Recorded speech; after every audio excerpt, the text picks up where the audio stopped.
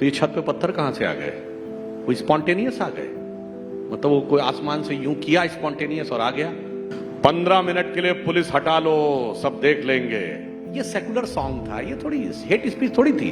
20 करोड़ 50-100 करोड़ पे भारी पड़ेगा, सेकुलरिज्म का सॉन्ग है, इसको कैसे हेट स्पीच कह सकते हैं? असदुद्दीन ओवैसी ने बोला था जब मोदी पहाड़ पर चले जाएंगे और योगी मठ में चले जाएंगे तुम्हें बचाने कौन आएगा।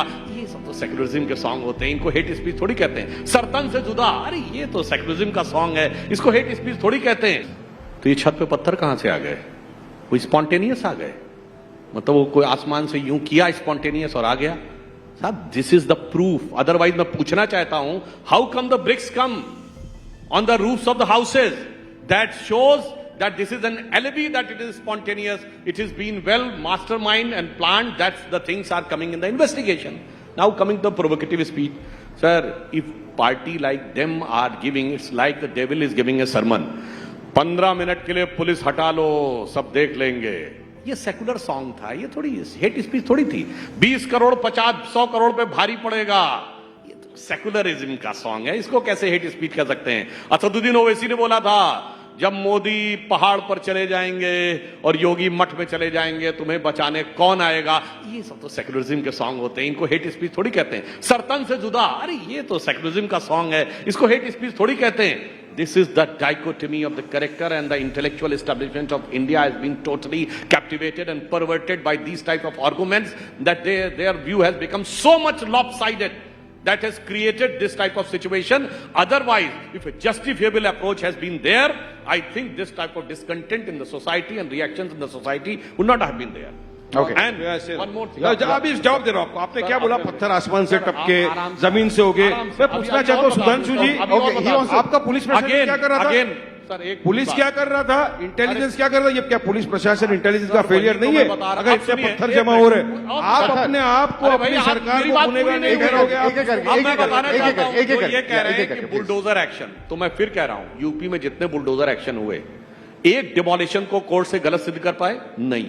All were illegal constructions, duly notices were served. अब आप ये कह रहे हैं कि साहब एक गलती की वजह से दूसरा, पूरी बात है एक दिखाइए ना जहां कोर्ट ने कहा डिमोलिशन गलत है। एक व्यक्ति का घर तोड़ दिया, इसके नाम पे घर ही नहीं था, वो घर उसकी बेटी के नाम पे था, आपने जाके उसका घर तोड़ दिया। ये भी रीजन जो ये लॉजिक दिया जाता है कि एक अपराध के लिए दूसरी सजा कैसे दी जा सकती। मैं आप सबसे कह रहा हूं, आप कार चलाते हुए जा रहे हो या बाइक चलाते हुए, ओवर स्पीडिंग हो, पुलिस वाला रोके, फिर वो कहे गाड़ी कागजात दिखाओ। अगर कागजात नहीं है, डीएल नहीं, तो आप ये थोड़ी कह सकते नहीं सिर्फ ओवर स्पीडिंग का चार्ज करिए, कागजात नहीं है तो कहेगा गाड़ी जमा हो जाएगी। कागजात नहीं है, registration is not there, then your vehicle is seized. You can not say it is just the case of over speeding. So when a crime is committed, the entire background of the criminal is scanned and wherever it is found, it is given. That's why they haven't got a single cancellation from court. This is again, and camouflage has been set, try to put up the things in a different perspective. और हकीकत जानते क्या है, इनके साथ यही problem है। जिन लोगों ने पूरे हिंदुस्तान में, जब कभी मोदी जी की सरकार नहीं थी, ये बताइए, ये पत्थर की बात कह रहे हैं, ये कश्मीर में पूरी भीड़ निकलती थी कि नहीं? जुमे की नमाज के बाद पत्थरबाजी करते हुए किसी इंस्पेक्टर अयूब को मार देती थी। अब दिखती है भीड़ पत्थरबाजों की। कश्मीर में बंद हो गया कि नहीं? कोई स्पॉन्टेनियस नहीं था, एवरीथिंग वाज मास्टरमाइंडेड। 23 मिनट हो गए, 23 मिनट हो गए। अब मैं आप लोग सब यहाँ बैठे हुए, मैं आपको बीजेपी का हकीकत चेहरा बताना चाहूंगा। 23 मिनट हो गए, जिसमें 15 मिनट सुधांशु जी ने भाषण दिलाया, चिल्ला किया। मुझे बताओ, इनकी बात में एक भी बार इन्होंने डेवलपमेंट, विकास की बात की, एम्प्लॉयमेंट, जॉब की बात की? एक भी मर्तबा बात नहीं की 23 मिनट में भी। ये असली चेहरा है बीजेपी का। बात है कि पत्थरबाजी, मुसलमान, हिंदू, इसके सिवाय टॉपिक ही पॉलिटिक्स से पोलराइजेशन है। अरे अभी तो सौगातें ईडी आ रहा है, सुनिए। आज तक तो ये सौगातें ईडी दे रहे थे, ईडी जा रही थी सबके, आप सौगातें दिए। अरे सुधांशु भाई, 25 करोड़ की आबादी है, 32 लाख लोग को देके क्या करेंगे आप? बाकी के सब कहां जाएंगे? और आपको क्या लगता है मुसलमान आपके 32 लाख के लोग ये क्या भूखे हैं क्या? आपके मोहताज है क्या आपकी ईडी? अरे नहीं सी हमको ऐसी ईडी। आपने हमको बहुत सौगातें दे चुकी, आपने हमको दिया गोदरा, अरे बिल्किस बानो के बलात्कारियों को आपने छोड़ दिया, कितनी बड़ी सौगात आपने दी। जकिया जाफरी बेचारी इंसाफ की गुहार लगाते लगाते इंतकाल फरमा गई, उसको आपने इंसाफ नहीं दिया, उसको इतनी बड़ी आपने सौगात दे दी। आज भी आप सिर्फ और सिर्फ बिहार इलेक्शन के पहले एक ये सौगात का एक छिपछुरा छोड़ के ये करो, कोई मुसलमान नहीं लेने वाला। अगर देना है मुसलमानों को हमारी वक्फ की जमीन के खिलाफ जो आपने बिल निकाला है, विड्रॉ करो, चलो मानेगा वारिस पठान। क्या आपके अंदर वाकई में 56 इंच का सीना है? मैं आके आपको सलाम ठोकूंगा मोदी जी। आप हटाओ वक्फ का बिल, आप इंसाफ करो मुसलमानों के साथ, इंसाफ करो उन लोगों के साथ जिनको आए दिन आप उठा के जेलों के अंदर बेकसूर लोगों को बंद करते हो। अगर आपको कुछ सौगाती देना है, रोको नफरती चिट्टू को जो हमारे भारत देश में हर आए दिन मुसलमानों के खिलाफ अनाप शनाप बकवास करके देश का राज्य का माहौल खराब करते हैं। तब हमको लगेगा कि आप इंसाफ कर रहे हो। ये रेवड़ी बांटने से क्या होने वाला है? स्टेटमेंट मैं पढ़ना चाहता हूं। I just want to read out your own statement to you. You have talked about, I am quoting you, today I met actor Akshaye Khanna who portrayed the role of Aurangzeb in the movie Chhawa. Akshay is a wonderful person. If a Muslim actor had played the role of Aurangzeb, the situation might have been entirely different. What kind of comment is this? Yes, of course. Is this not polarizing? See, I met Akshay Khanna. We met. It was nice in talking. And we just spoke about certain topics. And I said, sir, आपने तो Chhaava film कर ली, आपको तो कुछ नहीं होगा क्योंकि आप तो अक्षय खन्ना हो, विनोद खन्ना के बेटे हो। लेकिन यकीन मानो अक्षय, अगर आपकी जगह पर कोई और मुस्लिम ने ये रोल कर दिया होता, आपकी जगह कोई भी मुस्लिम एक्टर होता जिसने रोल किया होता, तो अब से क्या हो जाता उसके साथ। अरे आप तो उसको औरंगजेब समझिए, उसका मॉब लिंचिंग। ऐसे कैसे कह सकते हैं? शाहरुख खान है, आमिर खान है, क्या मॉब लिंचिंग याद आता है आपको? ट्रेन में आपको दाढ़ी टोपी वाला दिखा नहीं, मॉब लिंचिंग। रस्ते पे आपको दिखा मुसलमान, इसने कुछ भी बोला, मॉब लिंचिंग। गाय की तस्करी के नाम पे झूठी बेबुनियाद मॉब लिंचिंग। अरे कहां तक देश को ले जाएंगे? हलाल हराम औरंगजेब इसी के ऊपर पूरे देश को आप खत्म कर दोगे। You have to be responsible in your commentary, sir. You have to be responsible in your commentary also, both you and your leader, because this is the kind of statement that can evoke some strong reactions. But you want to respond to that? अब मैं बताना चाहता हूं, सुनिए, अब मैं बताना चाहता हूं फिल्मों में एजेंडा क्या चलता था।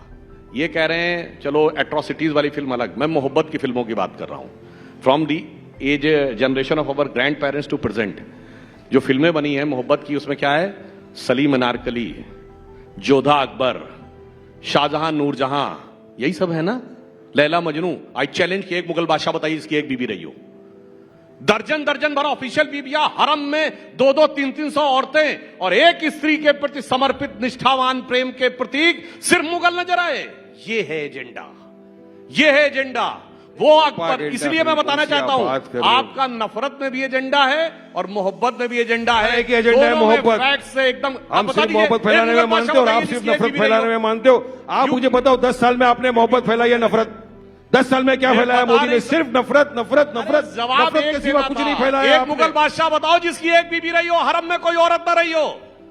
मगर सारा सलीम अनारकली, जोधा अकबर, शाहजहां नूरजहां, यही है एजेंडा दिमाग में बनाया गया है। और आज भी ये 4 बीवी के साथ है, ये 4 बीवी के साथ है और एक स्त्री के प्रति समर्पित निष्ठावान प्रेम की प्रतीक की शेरो शायरी इनकी एक एक्सक्लूसिव कॉपीराइट है। समझिए एजेंडा, समझिए एजेंडा आप अच्छी तरीके से। आप सुनिए, अब मैं बताता हूं कि किसी भी तरह देश में नफरत फैलाना है, पोलराइज करना है। अब जवाब दे दीजिए। आप सुनिए, इन्होंने कहा डेवलपमेंट की खाली बात की और फिर धीरे से हट गए। अब मैं बताना चाहता हूं, एक दौर था जब भारत की ग्रोथ रेट 2% रहती थी, 1.8 और 2% in the decade of 80s। जो लोग यहां होंगे सबको पता होगा उसका क्या कह के मजाक उड़ाया जाता था कि इंडिया कभी 2% से आगे तो ग्रो ही नहीं कर सकता। अच्छा, रेट ऑफ इन्फ्लेशन कितनी रहती थी? 10%, 12%, 15%, 16%। तो उसे कहा जाता था 2% तो हिंदू ग्रोथ रेट है। आप सबने वो टर्म सुना होगा, it is 2% Hindu growth rate, और महंगाई की दर 10% रहती थी। और जब से हिंदुत्व वाले आए हैं, अब ग्रोथ रेट क्या है कि आईएमएफ की चीफ क्रिस्टीना जॉर्जिवा ये कहती है, एक दौर था इनके दौर में, जब याद करिए वो पुरानी फिल्म का गाना है ना, फिल्मों की बात हुई है, जब जीरो दिया मेरे भारत ने, दुनिया को तब गिनती आई। उससे पहले प्राण क्या कहता है? क्या कंट्रीब्यूशन है तुम्हारे कंट्री का? India's contribution to the world is 0, 0 and 0। उसके बाद गाना शुरू होता है। ये इंदिरा गांधी के जमाने की फिल्म है। और अब क्रिस्टीना जॉर्जिवा आईएमएफ की चीफ कहती है India maximum it is going to be 15%। India is going to be the growth engine in the global world. क्या बात कर रहे हैं? अच्छा सुनिए, अरे अब यही होता है जब फैक्ट खराब आया तो आगे लेके जाना क्या पीछे ले जाना? मैं चाहता हूं देश को आगे ले जाना, आप पीछे लेके जाना चाहते हो। 300 साल पुराने आप ये गाने गा रहे हो, गाने 10 seconds Sudhanshu, conclude, and then you can come in. Inflation rate क्या है? 10 seconds. अरे बताइए इन्फ्लेशन रेट क्या है, ग्रोथ रेट क्या है? ट्रिलियन डॉलर इकोनॉमी कुछ बनने नहीं के लिए पता है। बताइए मेरे को। 2 करोड़ युवाओं को रोजगार मिल गया, बताइए मेरे को। 15 लाख आ गए अकाउंट में, आया कि नहीं Now आया? he is exposed. अरे कुछ नहीं आने वाला है, इनके पास आप पूरा का एक्सपोज कर दिया मैं development आपको। तो अब आ गया हमारा एक ही पोलराइजेशन मुद्दा, मुसलमानों को गाली दो। अरे भाई, सबसे development top से भाग target। के polarization बताओ में मुझे ये जा रहे डेवलपमेंट हैं। में क्या किया आपने? बुलेट ट्रेन आने वाली थी, किधर है? मैं बोल लूं। बुलेट ट्रेन कहाँ घूम रही है? मैं ढूंढ रहा हूँ दूरबीन लेके, कहाँ घूम रही है बुलेट ट्रेन? बताओ। 2 करोड़ युवाओं को रोजगार मिलने वाला था, मैं रस्ते में पकड़ पकड़ के पूछ रहा हूँ, बताओ तेरे को रोजगार मिला क्या? युवा बोलता नहीं मिला वारिस भाई। एक एक को पकड़ पकड़ के पूछना, 15 लगाया तेरे अकाउंट में, बोलता नहीं मिला वारिस भाई। ये जुमला जुमला जुमला है शुभ भाई। जुमले के सिवा आपके पास देने के लिए कुछ है तो बोलो, पब्लिक को दे दो ना। अभी आप सौगातें ईदी बांट रहे हो, वे सौगातें जुमले बांट बांट के 10 साल आपने देश को बेवकूफ बना दिया। पहली बार ईद आई क्या? 10 साल से आप सत्ता में हो, 20 ईद आके चले गई। 19 ईद में आपने सिर्फ नफरत बांटा, ईडी बांटा। ये ईद में आप सबको किट बांट रहे हो। क्यों बिहार हार रहे हो? बिहार गया, खसक गया, Okay. पायदल मैं गया। बोल सकता हूं। We're drawing to the end of the debate. Waris Pathan, we're drawing to the end of the debate. अब मैं उम्मीद End of the करता हूं debate. जैसे Quick मैंने response, शांति से Sudhanshu, सुना है वैसे आप सुनेंगे, आप डिस्टर्ब नहीं करेंगे। बीच में नहीं बोलेंगे। अब मैं बोलता हूं, इन्होंने कहा 20 साल हैदराबाद में आज तक एक दिन के लिए हमारी हुकूमत नहीं रही है। सिर्फ हैदराबाद से वो बातें क्यों आती हैं कि मुस्लिम बच्चियां 8-8, 9-9, 10-10 साल की बेच दी जाती हैं, मिडिल ईस्ट में लोग चले जाते हैं, आप ही लोगों की हुकूमत है वहां, क्यों इतनी